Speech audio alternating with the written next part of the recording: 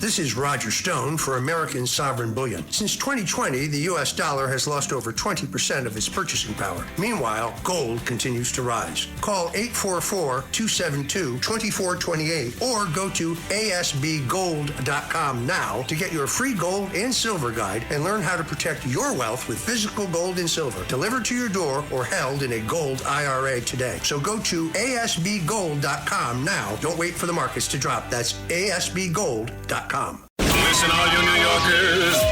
Excuse me. Taxi. Okay, man, we're looking around. This is the 77 WABC minicast. And at this point tomorrow night, President Trump could be pounding Iran into the Stone Age.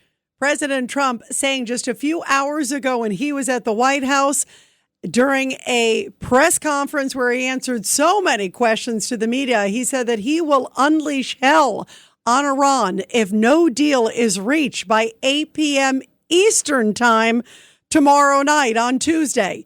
And then he also said it's only going to take about 4 hours to basically pummel them to a pile of rubble. And he's talking about more bridges. He's talking about energy plants. He said, we have them all targeted out. We have it all planned.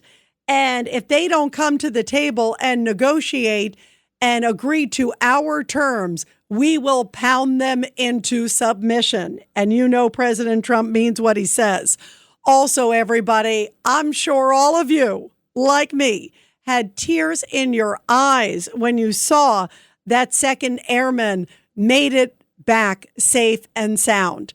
I was so happy when the news broke. Last night, it's been about a day and a half or so when the word came out on Saturday night, very late Saturday night, into Sunday. I was up and I was glued. I couldn't believe it. I was so happy and so elated and so thrilled of the incredible military might of the U.S. Armed Forces. What other military in the world could come in and do this evasion tactic and get that guy, that's the Wizzo, the weapons expert, the colonel, who I call a true American hero. The fact that that guy, and we just learned today from President Trump, he landed 40 miles away, even though they both parachuted about a second or two apart. If that doesn't tell you how fast those jets are going. So the F-15E jet was just obviously zooming at warp speed almost. And one of them jumped out. We know one of them got ejected, as we know, self-ejected. They knew what was coming. They knew that they had been hit. And we found out today that it was a shoulder rocket, heat-seeking missile.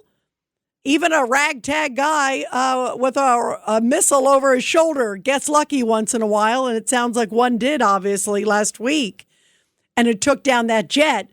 We heard today about the 7 hours of sending the first plane in to get the first pilot in the middle of the daytime. That's harrowing.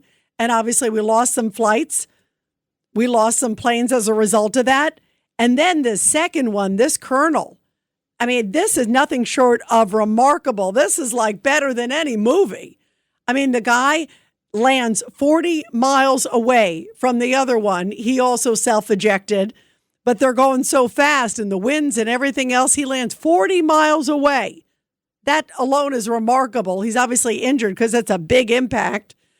And then he is bleeding profusely and he still is able to scale 7,000 feet up to the top of a mountain.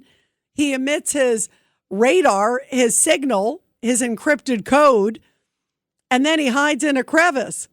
And that was almost 2 days. Surrounded by enemy forces in every single different direction. And then when you hear how the U.S. military did the decoys and the deception and all of that, that is nothing short of remarkable. And President Trump says Iran is humiliated.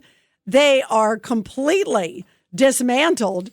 And if anything doesn't show it, it's the fact that they were able to go in and get this guy. They were able to fool Iran, even though there were thousands in Iran looking for this guy. So many members of the Iranian Revolutionary Guard, and then also average citizens, because they were told that they could get like $75,000 US, which is a lot of money in Iran. If you locate this guy, So everybody and their brother was looking for this guy, and he was hiding in a crevice in a mountain and made it out alive. What an extraordinary story, and I can't wait to hear more details on that.